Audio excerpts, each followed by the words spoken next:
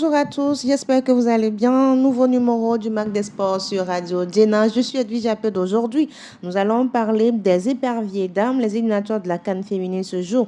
Et le Togo joue le premier tour face à Djibouti au stade de Kegep, voilà. Et 11e journée de la D1 togolaise de football, on en parle. Nous ferons également le point sur la première journée de la D2 togolaise de football. Et pour en parler, je suis avec Henri Joël Amouzou. Il est journaliste à Victoire FM Lomé. Henri, bonjour. Bonjour à Edwige Appel, bonjour à tous les auditeurs de Web Radio Djena. Ça va? Ça va très bien. D'accord. Et le week-end sportif? Ça s'est bien passé, malgré la fatigue. On est là, on démarre très bien la semaine. Voilà, le Mag des Sports, c'est parti.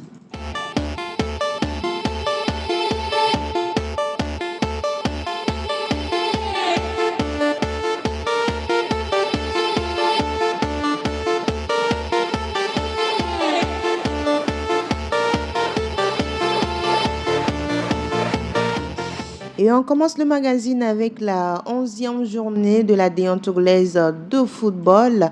Doumbé de Mango ne s'en sort pas toujours. Sur le terrain, ça ne va pas. Financièrement, ça ne va pas.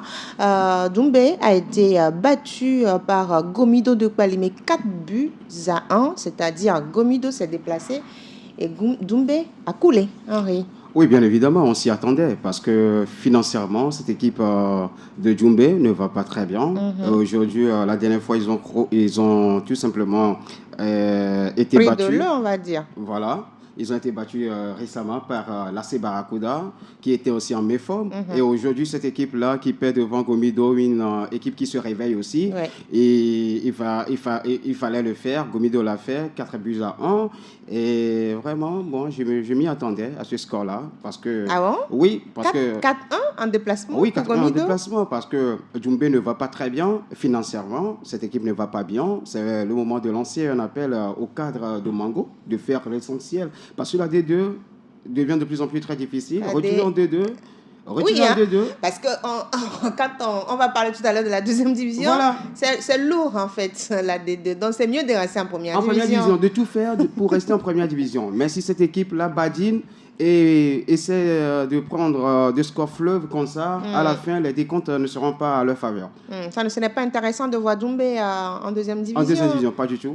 Parce que Doumbé, c'est une équipe qui joue. Oui. Il manipule bien la balle, sauf que le problème, il manque de concentration sur le terrain. Surtout en fin de match, il n'arrive pas à gérer la fin de leur match. Quelqu'un dit, quand tu as faim, tu ne peux pas bien jouer. Voilà. Donc, et ce problème, le tout couronné par ce problème de finances, des joueurs qui ne sont pas dans les bonnes conditions, des arriérés et tout. Et il va falloir que les responsables de Doumbé prennent leurs dispositions, prennent leurs responsabilités pour pouvoir maintenir cette équipe-là en première division. Le club qui respire et qui revient, c'est Gomido de Kpalimé qui sort, ou bien qui fait un bon déplacement, on va dire. Oui, le seul match gagné à l'extérieur d'ailleurs au cours de cette journée. Gomido qui se réveille avec son coach Abalo de Sec, que j'imagine qu'il sera très content par rapport à la performance de ses joueurs. Mais c'était face aussi à quelle équipe? C'est la grande interrogation. Une équipe en souffrance. Voilà, donc c'est pas aussi ça. Mais l'essentiel, c'était les 3 points. Ils l'ont pris, ils l'ont fait. Félicitations à eux et pour les Showboys de Kpalimé. Avec un doublé de Fichal Ouro Gezere, il y a Ouro Gafo Suleiman également qui a terminé avec le 4e but à la 89e minute. Ridouane Boukari a marqué à la 118e minute, le 3e but. Oui, quand vous prenez Ouro Gafo Suleiman, c'est un très bon joueur. C'est même si du côté de l'équipe nationale locale, il était en baisse de régime. Je pense qu'il démarre très fort, il reprend confiance et je pense qu'il va faire mieux. Il va faire mieux dans les journées à venir, puisque le joueur, c'est le métronome, c'est le maître à jouer aussi de cette équipe de Gomido de Kpalimé. Et l'autre match disputé, il s'agit de l'OTA qui est parti accrocher Unisport de Sokodé. Vous vous attendiez à ce résultat à l'extérieur des Otérois? Oui, je me disais que cette équipe d'Unisport, c'était une équipe qui pose beaucoup de problèmes depuis le début de la saison, grosse écurie. Et avec l'absence de Avatar Bruno, qui n'est pas en attaque, je pense que Amévi et les autres ont su faire l'affaire avec Sion Eli et tout. Mais Unisport, avec ce résultat de un but partout, ça fait les affaires du coach 0-0, ils n'ont pas réussi à inscrire 0-0, un oui. but. Ça fait les affaires de Urobori Taourawe, qui a même dit la dernière fois, même si c'est sur une terrasse, ils vont jouer. Donc, Ils vont ils jouer. continuent pas à jouer. Mais Urobori Taurawe a été étonné par la langue qu'il écoutait sur le terrain de la part des joueurs de l'AS OTR. On va écouter l'entraîneur du Nisport, on revient juste après. C'est aussi le football. Bon, l'adversaire a eu la chance parce que, vous savez, je ne l'ai jamais vu jouer. Mais ce qui m'a étonné, sur le terrain, j'attendais des autres langues sur le terrain. C'est là où je suis que, l'adversaire là, en jouant, je suis que l'adversaire là, ça doit être un adversaire de notre pays, pas du Togo. Mais c'est rien, parce que j'attends parler anglais. Je suis que, OTR aussi exporte les anglophones. Donc c'est bon, c'est pas un problème. Ils ont eu la chance de prendre un point chez moi. Mais moi, j'irai au match de retour prendre 3 points chez lui. C'est pas interdit, mais quand c'est trop, c'est là où j'ai vu que c'est un peu gauche, puisqu'on a des pépinières au Togo qu'on peut exploiter pour étoffer notre équipe nationale. On a besoin d'attendre les Moussa, les Kossi, les Kofi, les Awali, tout ça là. Mais quand on attend les Kofi après, tout là, alors ça fausse un peu. Mais ils ont eu la force chez moi, ils ont pris un point, c'est pas un problème. Mais au match de retour, je vais aller lui rendre la monnaie là. Et ce DF à Kounour, c'est pas parce qu'ils perdent, ils ont une très bonne équipe. Mais ça serait une tâche difficile pour nous. Mais comme on a l'habitude de faire de bons voyages, on fera un bon voyage. Et notre bon voyage, c'est d'aller prendre les 3 points à Kara. Urobori Taurawe à l'instant, il parlait des joueurs de la SOTR qui sont majoritairement anglophones. C'est un plus pour le championnat. Ça fait partie du championnat. On n'a pas fermé la porte aux autres équipes de recruter des joueurs étrangers. Même s'il y a des limites au niveau de la fédération. Dès que vous respectez les limites, c'est bon. Ça passe. Ouais. Donc, il n'y a pas de souci à ce niveau. Je ne vois pas pourquoi il s'en plaint. S'il avait gagné, est-ce qu'il va se plaindre par Il rapport à cette équipe? préférerait que les Ottawa fassent la promotion des joueurs locaux. C'est pas forcé. Ils ont un autre projet, ils ont une autre vision de la chose. Donc, et on ne peut pas s'atteler à ce que eux ils veulent. Donc, je pense que les SOTA. Si les anglophones sont meilleurs, on fait on les aligne. On écoute l'entraîneur adjoint de la SOTA, on revient. C'était difficile au début puisque c'était des jeunes qui sont venus franchement dans le championnat. Ils n'avaient pas certaines notions dans le foot. Disons qu'au fur des journées, ils ont acquis beaucoup d'expérience et ils ont commencé par me voir sur le terrain. L'histoire de Soukoudéa aussi a très bien joué, mais c'était un match qui était à notre côté amplement, avec des occasions de part et d'autre qu'on n'a pas su concrétiser. C'est ce qui nous a pénalisé pour avoir un point de ce match nul. Qui est regrettable. Ils sont mieux placés, nous aussi, on est en train de titiller ceux qui sont devant nous. Et l'auteur et l'entente, c'est une histoire qui date depuis des années. Donc, ce que nous allons faire ce jour-là, est que nous allons encore être concentrés sur ce match et développer le jeu qu'on vient de développer aujourd'hui. Cette fois-ci, travailler plus sur nos finitions pour que les rares occasions que nous aurons à procurer ce jour, nous les mettons au fond des filets.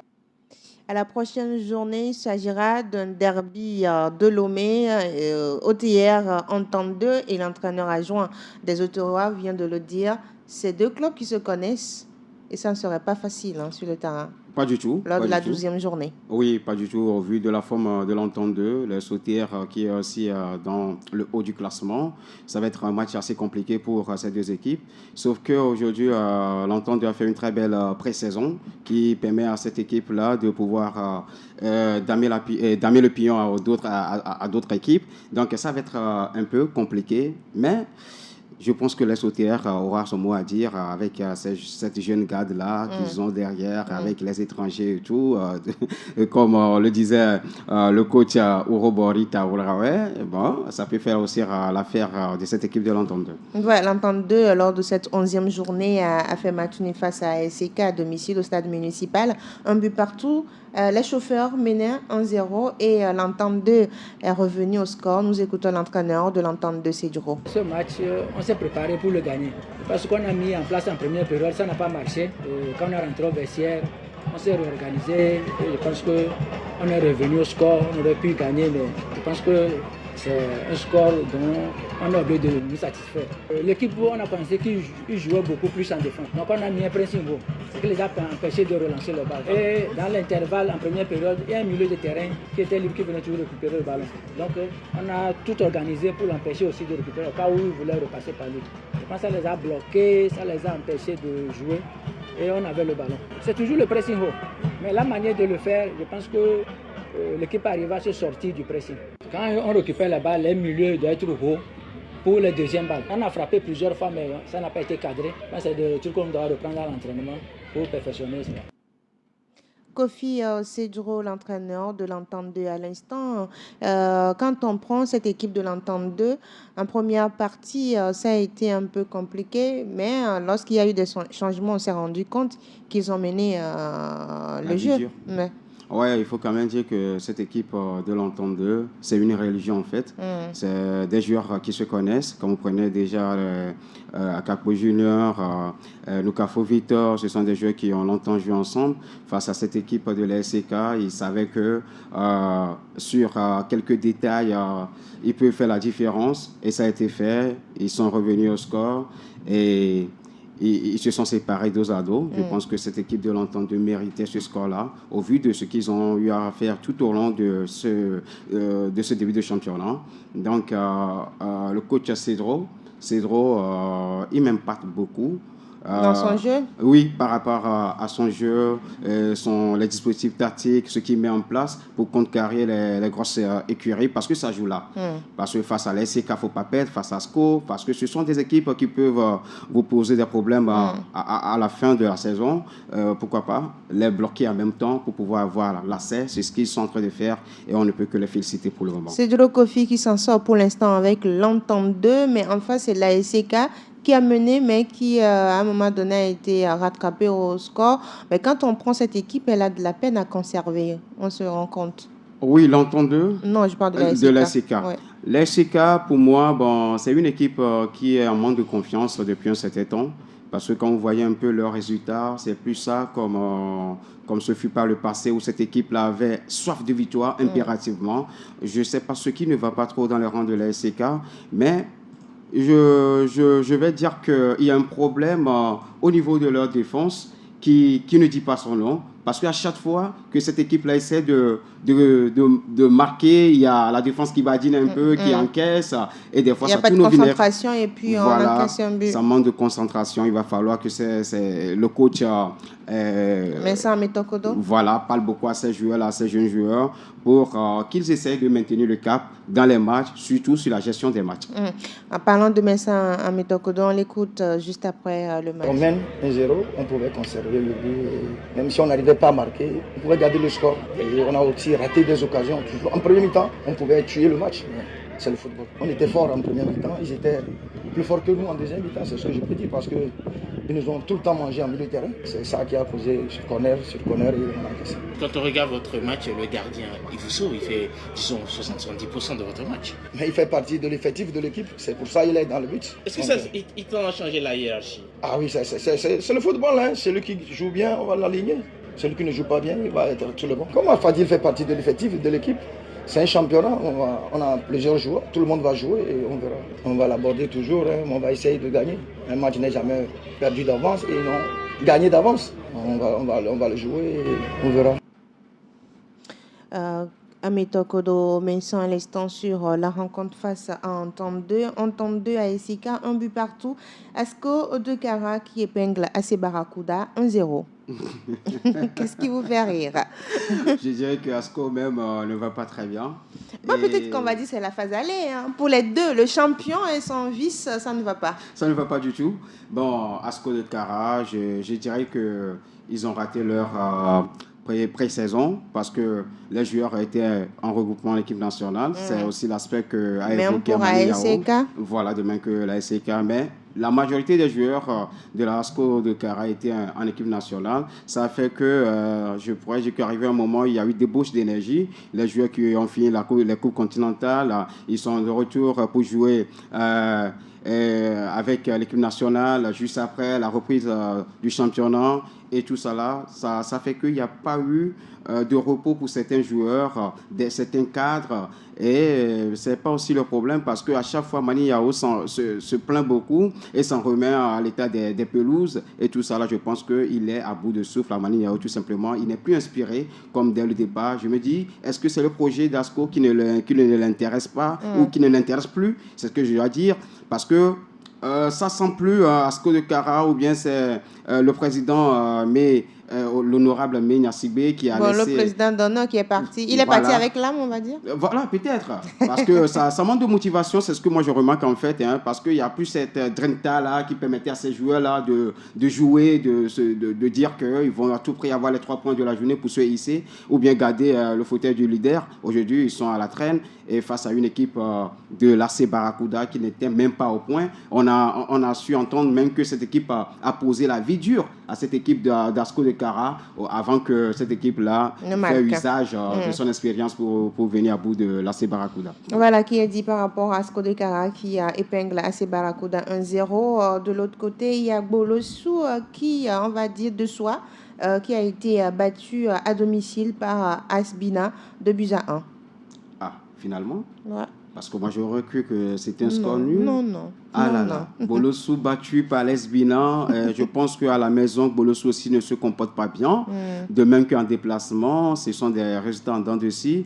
Il va falloir que Bolossou se réveille parce que ne pas perdre surtout à domicile parce qu'il y avait un pénalty. Ah, c'est un but partout, vous avez raison. C'est un but partout. Voilà. Parce que je me disais que Bolossou n'a pas perdu. Il y avait un pénalty pour Asbina qui a raté. Voilà le pénalty qui m'a trompé. Voilà. En première division, est-ce qu'on peut rater des pénaltys comme cela? Ouais, ça peut arriver. Ça fait partie, du jeu. Vous ratez, soit vous marquez. Doumbé a manqué un pénalty pour passer à 2-1 face à Gomido. Et finalement, ils ont pris 4. Voilà, c'est la réalité du terrain. On ne peut pas refuser aussi, ça fait partie du jeu. Quand le joueur il est bien inspiré, il peut toutefois marquer. Quand il n'est pas inspiré, ça passe à côté. Ça dépend aussi de la forme aussi du portier. Tondoro Cissé qui a arrêté ce penalty hier. Et la parade était exceptionnelle, comme on l'a dit. C'est un très beau gardien qui continue de pas faire de belles choses du côté de Bolossou. L'autre match nul, c'est FC Espoir qui a été épinglé, on va dire, qui a été accroché par AS Tambo, un but partout.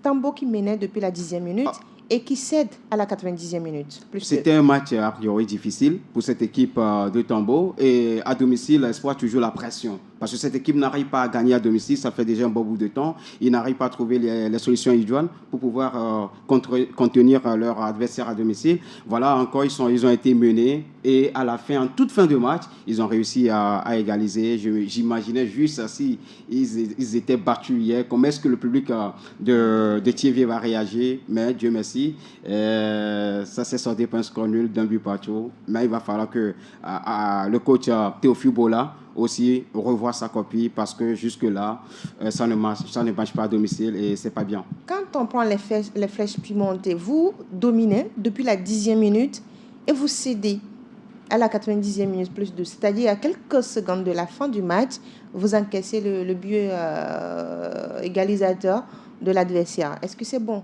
C'est pas du tout bon. La gestion de match de n'a fin pas de match été... est passé par là, parce que quand on prenait Agbessi Joly, c'est aussi un très bel entraîneur, sauf que sur la fin de ce match-là, il va falloir faire quelques changements tactiques pour pouvoir essayer de garder ce score-là. Il ne l'a pas fait. C'est aussi en ça qu'on parle des entraîneurs de haut niveau. On parle de la qualité de l'entraîneur. Voilà. Quand vous gérez bien vos fins de match. Voilà, parce c'est ce que je veux dire. Vous menez et puis à la 80, on attend que le sifflet de l'arbitre et puis vous encaissez, c'est qu'il faut bien gérer. C'est un coup de marsure.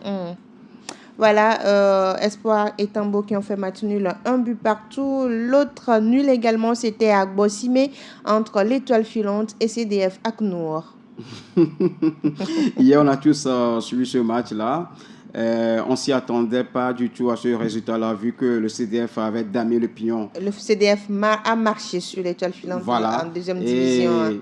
On se disait que peut-être l'Étoile Filante aussi va prendre sa revanche, ce qui n'a pas été le cas. C'est même si dans le match, l'Étoile Filante a dominé légèrement cette rencontre-là. Ils ont essayé d'imprégner la force physique, ça s'est joué beaucoup plus au dans physique. l'impact. Voilà, à cette équipe du CDF Akounou, une jeune équipe qui a manié la balle avec Asia Malé Jules, le métronome Le capitaine de cette équipe-là, qui joue très bien son rôle, mais il manque de mordant devant. Il manque un attaquant, un tueur devant les buts du CDF Akounou, parce que Claude ne pèse pas du tout, il n'aime pas aller au contact. Et ça fait pas de lui un très bon attaquant. Moi, je pense qu'il va falloir le décaler dans le couloir. Il faut un attaquant d'impact. Voilà, pour pouvoir impacter dans le jeu, décrocher, essayer de se retourner, faire frapper. de belles appels, on va dire. Hier, vous allez voir que la défense de l'étoile filante avec Issifou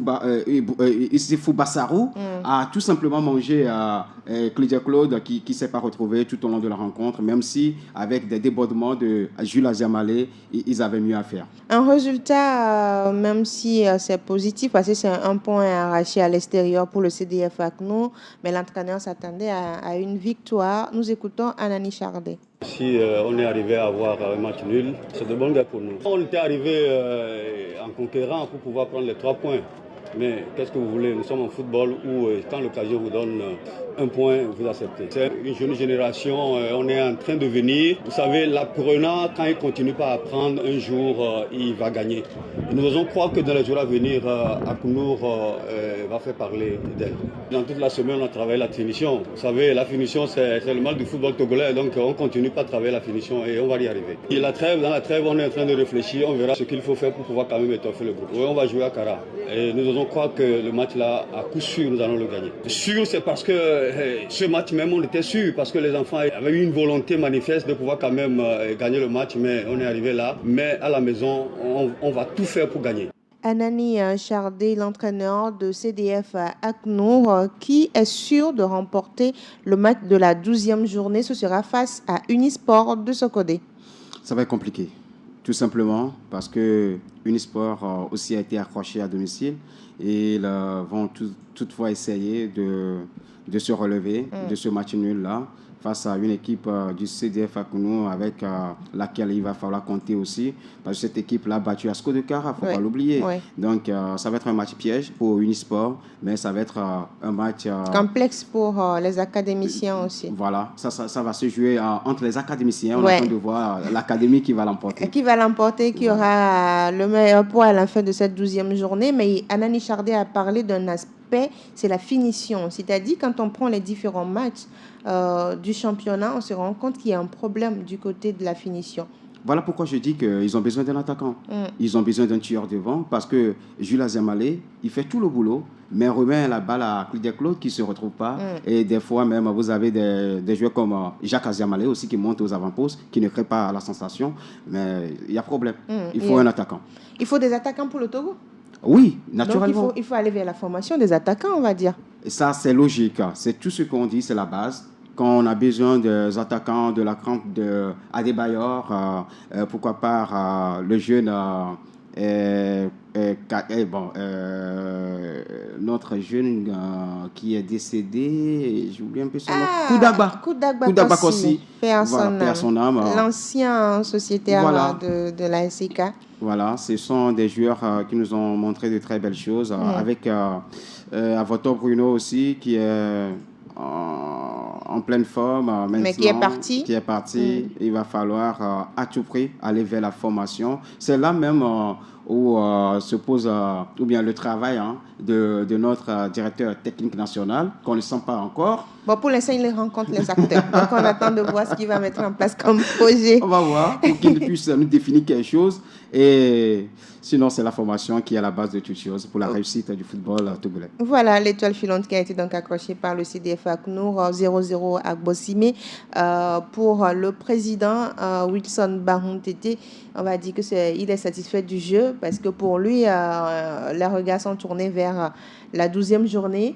Mais il y a une nouvelle, on va dire, information, c'est un nouvel entraîneur, pour l'instant, qui n'a pas encore pris les clés. On écoute le président de l'étoile filante de Lomé. Le CDF Akounour est une équipe très forte qui joue au ballon. Aujourd'hui, on a décidé aussi de jouer au ballon. Ce qui s'est passé il y a un an, c'était il y a un an. Aujourd'hui, c'est un autre jour. Je suis satisfait parce que j'ai mieux joué que l'adversaire. J'ai eu plus d'occasions que l'adversaire. Je n'ai pas pu marquer, mais le prochain match, j'aurai les 3 points. Si je continue comme ça. Le championnat, apparemment, vous continuez de marquer le pas. C'est un peu compliqué pour le Shooting Star. C'est pas compliqué. Quand vous revenez après 13 ans, il faut apprendre. Et vous-même, vous savez qu'il y a eu quelques soubresauts à l'étoile filante. Maintenant, on a tout stabilisé. Et que Galé arrive, on ne devait pas perdre aujourd'hui. On n'a pas perdu. Maintenant, il faut que l'équipe progresse et gagne. On a failli gagner, on a eu des occasions qui ne sont pas rentrées malheureusement. La prochaine fois, je vous dis, on aura les 3 points. Et Koé Galé, c'est votre nouveau coach? Et Koé Galé a toujours été à l'étoile filante. Il est revenu à la maison. Il va repartir pour terminer son examen de UEFA Pro. Et après, on lui remettra les clés. Il a donc quel statut en ce moment? Le statut qu'il a, il est coach en ce moment. Il est venu tout stabiliser. Et avec lui, c'est comme une histoire d'amour. C'est vraiment toujours dans le staff. L'étoile filante est un club très conservateur. On ne charge jamais personne. Il y aura de la place et il y aura des postes pour tous les entraîneurs. 2 victoires en 11 matchs. Vous allez recruter. La trêve, c'est bientôt. Non, on ne va pas recruter parce que nous avons suffisamment de joueurs. Il faut que l'équipe progresse. C'est tout. On va même peut-être dégraisser. Wilson Bahou, à l'instant, il le dit, Koé Galé, il vient pour être entraîneur, mais pour l'instant, il n'a pas encore les clés parce qu'il doit partir pour faire son examen pour le diplôme. Et dès qu'il revient, on lui remet les clés. Ah bon, pourquoi il était sur le banc s'il n'a pas les clés? Parce qu'il y avait déjà Paco Koumi Sévérin qui faisait le job. Ben, il sera toujours dans le staff selon les dires du président Wilson Bahou Tété. Ben, tu comptes faire, je pense que le président Wilson, c'est un président que j'aime beaucoup. C'est un président rêveur aussi. Parce que quand vous écoutez un peu ce qu'il a dit, il parle qu'ils ne feront pas de recrutement, mais... Et si l'appétit ils ont assez de joueurs, mais il faut tourner avec cette équipe-là. Moi, je pense qu'avec cette équipe-là, ils n'ont qu'à plutôt penser à essayer à faire le maintien que de penser à dire qu'ils vont aller jusqu'à aller sur le continent. Ça, c'est un rêve. Voilà, parce que ce que moi j'ai vu l'étoile filante produire sur le terrain, c'est pas une équipe qui cherche un ticket pour le continent. Voilà, c'est une équipe qui doit se maintenir. Mais avec Koé Galé, on ne sait pas ce qu'il va inculquer à ces joueurs. On ne sait pas le discours qu'il va tenir devant ces joueurs-là. Mais hier, on a senti quand même cette vivacité avec cette débouche d'énergie de ces joueurs-là qui ont mouillé le maillot, qui voulaient à tout prix avoir les 3 points. Mais ils ne l'ont pas eu. Certes, ils ont eu les meilleures occasions de la rencontre quand même. Voilà, et Koé Galé qui prendra bientôt les rênes, même s'il est dans le staff, on va dire, mais il n'a pas encore pris les clés de la tête de cette équipe. Quand on prend l'étoile filante, ça fait 2 victoires en 11 matchs. C'est peu. Très peu, mais bon, on peut les accorder cela parce que l'apprentissage en première division est différent de la D2, puisque cette équipe-là, c'est le premier de la saison. Et avec le recrutement qu'ils ont eu à faire, les pré-saisons, les préparatifs autour de la chose, je pense qu'ils n'ont pas mieux à faire. Ils n'ont pas mieux à faire face à des joueurs, à des équipes qui étaient déjà là. Et ça va être compliqué pour eux, mais pas impossible quand même. Dans le classement provisoire, l'étoile filante est 11e avec 11 points. CDF Acno qui sort, on va dire, de la zone rouge avec 9 points. Dans la zone rouge, il y a Doumbé et AC Barracuda. En tête, c'est Entente 2 qui est en tête avec 20 points, suivi de Unisport, 19 points. Il y a la SOT qui est 3e avec 19 points. AS Bolossou, 4e avec 18 points. ASCK est 6e avec 16 points. Et puis, ASCO est derrière la ASCK avec 15 points, avec un match en moins pour la ASCK ainsi que pour ASCO de Cara. Voilà ce qu'on peut dire par rapport à la 11e journée de la D1 Togolaise de football. Vous êtes dans le MAC des Sports, chers auditeurs, si vous venez de nous rejoindre. On parle maintenant de la D2 qui a commencé. La première journée a été disputée. Et donc, dans la poule A, il y a Dito qui a été mené par Ifodieta Takpame, 2-0. Asfosa s'est incliné à domicile également face à Maranatha, 0-1. Arabia de Tabligo a surpris, on va dire, la JCA d'Aguenivé, même si Arabia était à domicile, ça fait 2-1 pour Arabia de Tabligo devant la JCA d'Aguenivé. Agaza de Lomé s'impose à domicile à Gbossimé, 2-0 face à Ange de Nochan. Oui, beaucoup de déceptions dès le début de ce championnat. La déception, c'est beaucoup plus du côté de Dito Delomé. Cette équipe-là qui a conservé ses atouts, ses acquis, hein, avec les joueurs qui ont joué la première division. Et voilà que cette équipe-là s'est fait surprendre tout simplement par Ifodje d'Attaque Mamé. On n'a pas entendu une grande préparation autour de cette équipe d'Ifodje qui a su quand même damer l'opinion au robot rouge. Je pense que ces deux gifles dont le coach Pachumbi Liabé et ses hommes s'en souviendront très longtemps pour le match retour. Quand on prend par exemple cette équipe de Dito, quand on prend les buts encaissés, c'est comme c'est le même tableau présenté par le Dynamique togolais lors de la saison précédente en première division. On encaisse en seconde partie, 65e minute, premier but encaissé, 90e minute, deuxième but encaissé. Je ne dirais pas que les soldats manquent de fraîcheur physique, hein, parce que ce sont des soldats. Eux, ils doivent avoir beaucoup plus de débauche d'énergie. Est-ce que ce n'est pas cela? Parce qu'ils débauchent assez. La saison dernière, c'est qu'ils se donnent à fond et en seconde partie, vers la fin, ils sont fatigués. Il y a des relâchements. Ouais. Je pense que par rapport à cet aspect aussi, Pachoubi Liabé devait toutefois replacer ses joueurs et faire des changements, parce que c'est aussi la gestion aussi de l'effectif, gestion du match et tout ça là qui pose problème à ce niveau, puisque pourquoi être en déplacement et encaisser 2 buts en seconde période? À domicile, c'était à domicile. Oui, encaisser 2 buts à la JCA, vraiment. Et je pense que c'est pas du tout très bon pour cette équipe de Dito Delomé. Il va falloir remédier rapidement à cela, parce que cette équipe-là a gardé son ossature. Normalement, on s'y attendait que cette équipe aurait pu damer l'opinion à la formation de Ifodje d'Attaque Mamé. Mais bon, on s'est mis seulement la main dans les yeux. Voilà, la JCA qui ouvre la marque devant Arabia de Tabligbo à la 65e minute. Égalisation d'Arabia à la 70e. Deuxième but pour prendre l'avantage, c'est à la 82e minute. Kossi et ça. Ça veut dire qu'Arabia est resté constant dès qu'ils ont égalisé. Oui, je pense qu'ils étaient à domicile, ils étaient en pleine confiance aussi. Et cette équipe d'Arabia qui n'a pas fait grand bruit autour de sa préparation aussi. Et ils avaient aussi quelques problèmes en début de saison.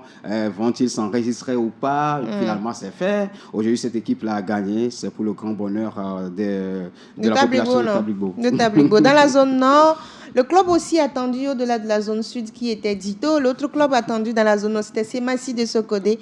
Semassi qui a été accroché par US Koza, 1 but partout. Je pense qu'ils ont pris le match à la légère, parce que US Koza, c'était l'ancien Arsenal. Dans ce match-là, ils pensaient que la D2 était beaucoup plus facile pour eux. Et voilà que... Ils ont été surpris à la 4e minute. Agréablement. Mohamed Ourokoura qui ouvre la marque pour US Koza. Un but matinal, on va dire. Et c'est en toute fin de match que... Ils ont souffert jusqu'à la 70e minute pour égaliser. Avant d'égaliser, il faut comprendre que Semassi doit se réveiller dès à présent, remettre le bouchée double. S'ils veulent monter directement, ça ne va pas être facile, mais ils n'ont qu'à savoir qu'ils doivent batailler dur. Parce qu'à cet instant de la chose, moi je pense que cette équipe de US Koza, c'est l'équipe la plus jeune. Ils sont jeunes quand même, quand ils sont arrivés à Lomé pour les préparatifs. Et s'ils doivent faire un match nul, en attendant les cadeaux qui arrivent, ça va être difficile pour eux. Kakad est là. Et il y a aussi Koroki, Bikinti Fouadan, tout ça, là, ça va être compliqué pour eux. Voilà, Bikinti qui s'est incliné devant Agua de Kusuntu, 1 but contre 2. Tchaoudjo Athletic Club qui épingle Fouadan de Daparan 1-0. Et le but a été inscrit à la 90e minute sur penalty, on va dire, par Manafuro Bori. Et Koroki mettait tête de Chamba et Kakad de Doufelgou. C'était, on va dire, le match de cette première journée de la D2. Oui, naturellement, parce que ces deux équipes-là se connaissent très bien. Ce sont des équipes qui ont une fois goûté à la première division. Il y a l'expérience. Et ce match-là, c'était... 3-3. Pardon? 3-3. 3-3, oui. Oui, 3-3, Kakadel. 6 buts. C'est-à-dire, ils ont tout marqué, en fait. Oui, ils ont tout marqué. C'est qu'ils se sont très bien préparés pour ce match-là. Ouais. Et sauf que, bon, je pense qu'il y a eu quelques défenses en défense. Parce que quand vous marquez, on égalise, il va falloir corriger cela pour les prochaines journées. Sinon, ça ne peut pas passer comme ça. Ouais, parce que c'est Koroki qui a ouvert la marque à la 7e minute. Et il y a eu l'égalisation à la 15e pour Kakad de Dufelgou. 25e minute, on marque encore pour Koroki. 43e minute, égalisation. Maintenant, c'est Kakad qui prend de l'avance à la 60e minute pour le 3-2. Et maintenant, Koroki décide d'égaliser à la 79e minute. Et ça fait 3 buts partout entre Koroki Metete de Tchamba et Kakad de Dufelgou. Voilà. Ouais. On va dire la deuxième division, il y a de belles affiches par rapport à... De très belles affiches, surtout quand vous prenez la poule A, de grosses écuries qui sont là-bas. Ça va être compliqué. La montée, la D2 étant déjà difficile. Avec tous ceux qui s'y trouvent maintenant, ça va être très, très, très compliqué encore. Quand je vois des clubs comme Ange qui disent nous allons monter, à Gaza qui dit nous allons monter, Asfosa nous allons monter. Ça va être tout le monde va monter de toutes les façons. Les 3 premiers de chaque poule vont se retrouver en play-off pour dégager les 2 qui vont se qualifier, puisque ce serait la phase nationale pour dégager les 2 qui vont se qualifier pour la D1, oui, la première division. Voilà ce qu'on peut dire par rapport à la D2 togolaise qui a débuté, on va dire. Alors, on parle maintenant des éperviers dames qui ont une double confrontation cette semaine. Oui, c'est cette semaine. Oui. Alors, les éperviers dames joueront Djibouti pour le premier tour des éliminatoires de la CAN féminine. Togo, Djibouti, comment vous voyez ce match, Henri-Joël Amouzou? Bon, je dirais que ça va être un match assez compliqué pour nous. Il ne faut pas qu'on se dise qu'on a déjà eu à gagner cette équipe djiboutienne. Il va falloir reprendre les choses à zéro. Connaissant Tometi Kayi, c'est une dame qui se bat beaucoup. C'est une dame qui essaye quand même de parler à ces filles-là. Maintenant, quels sont les joueurs que nous avons aujourd'hui? C'est la grande interrogation. Les joueuses qu'il y a au niveau des éperviers dames. Voilà, parce que le championnat s'est arrêté. Est-ce qu'on a eu quand même une vision de ces filles-là qui ont émerveillé un peu? Est-ce que ces filles-là auront la compétition dans les jambes? C'est la grande interrogation. Les stages en internat ou bien en externat, tout ça là, ça ne va pas faire l'affaire. De l'autre côté, on a plus ou moins les filles aussi qui sont à l'étranger, les Amiratan Djambara et autres qui vont rejoindre l'équipe, tout ça là. Et de l'autre côté en face, c'est quand même un compatriote qu'on va rencontrer, le JKK, c'est-à-dire Jonas Kokou Comblan, qui est l'entraîneur de l'équipe de la Djibouti. Et heureusement pour nous, les 2 matchs se jouent à domicile. On reçoit Djibouti à domicile. Djibouti nous reçoit au stade de Kégué. Ah oui, voilà. Le Togo reçoit, on va dire, pour les 2 matchs. Pour les 2 matchs. Donc, déjà, c'est un atout pour nous. Il va falloir mettre le paquet. Il ne faut pas se laisser avoir par cette équipe-là parce que toutes les équipes maintenant... On peut se faire piéger. Le Togo peut se faire piéger par Djibouti. Parce que déjà que c'est un compatriote qui est en face, il connaît un peu nos faiblesses et nos forces aussi. Il va s'appuyer sur ça pour pouvoir constituer son équipe. Il ne va pas se faire ridiculiser quand même face à Tometi Kayi. Donc Tometi Kayi doit nécessairement se préparer pour ce match-là. Ça va être un match assez compliqué quand même. On écoute Tometi Kayi, l'entraîneur des éperviers dames du Togo. La sélection au niveau de l'équipe nationale est constituée des meilleures joueuses du moment. Amel n'a pas fait une bonne saison avec Amis du Monde. C'est ce qui fait qu'elle n'a pas été convoquée. Les 3 meilleures gardiennes qu'on a eues sur le championnat, ce sont elles qui sont convoquées pour le match contre Djibouti. Nous avons fait déjà un stage avec les joueuses locales. On a dégagé 12, on a pris 12 des 32. On a déjà mis en place un plan de jeu avec ces 12 joueuses et on attend les internationales. On a un noyau qui est là et on a un fond de jeu. Il suffit d'activer et ce fond de jeu-là est là et je suis sûr que la machine va prendre. Elle est dans un processus de contrat professionnel. Et son équipe l'a empêché de répondre à nos convocations. Sinon, Kanda a été convoquée, mais c'est au dernier moment qu'elle a décliné et on l'a remplacée. Il y a une porte d'entrée et il y a une porte de retour. Si ça se passe bien avec ces sœurs qui ont réalisé une bonne saison avec leur équipe. On les garde. Si on ressent des lacunes et qu'on a besoin encore du service de Amé, on va la rappeler. La preuve est qu'elle a été sélectionnée parmi les 6 gardiennes sur le plan national. Elle a fait le regroupement avec nous. Mais on a mis en place des critères pour prendre les meilleurs. Et c'est les meilleurs qui sont sur la liste de convocation. Donc, c'est sans souci. Si dans 2 mois ou 3 mois, Amé reprend son niveau, elle sera convoquée pour les prochaines séances. Voilà, Tometi Kayi par rapport aux joueuses convoquées pour cette double confrontation face à Djibouti, premier tour des éliminatoires de la CAN féminine.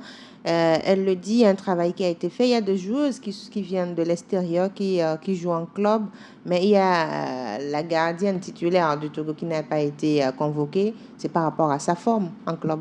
Oh oui, je pense que c'est un bon casting qu'a fait Tometi Kayi.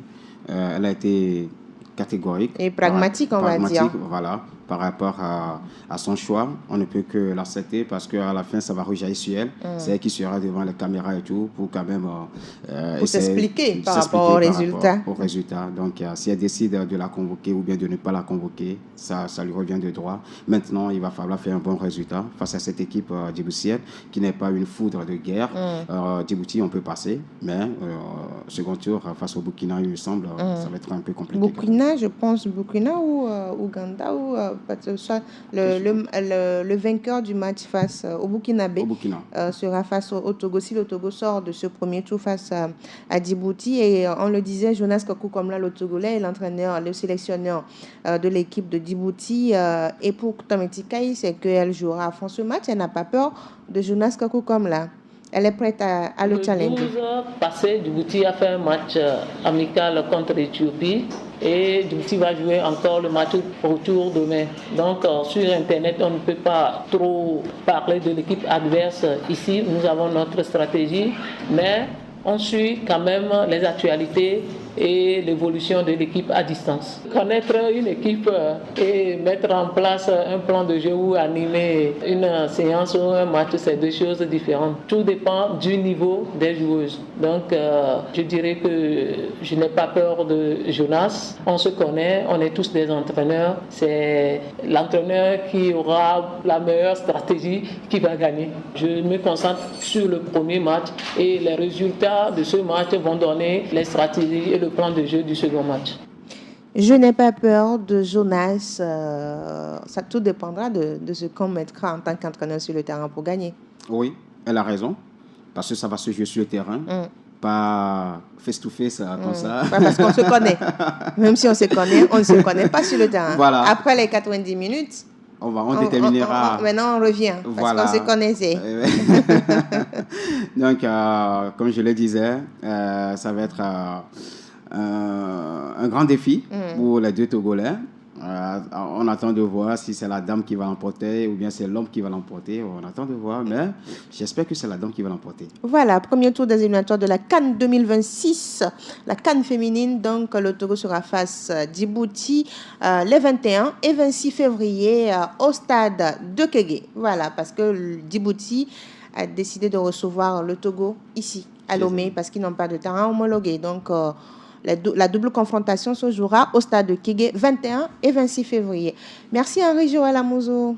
Merci beaucoup Edwige Apedo. C'est un plaisir d'être passé dans ce joli studio de WebDina Radio. Ça fait tellement plaisir. Je pense revenir de temps en temps. Revenez quand vous voulez. Le Mag des Sports s'arrête ainsi. Merci à vous de nous avoir suivis. On se donne rendez-vous vendredi à partir de 10h pour un autre numéro du Mag des Sports.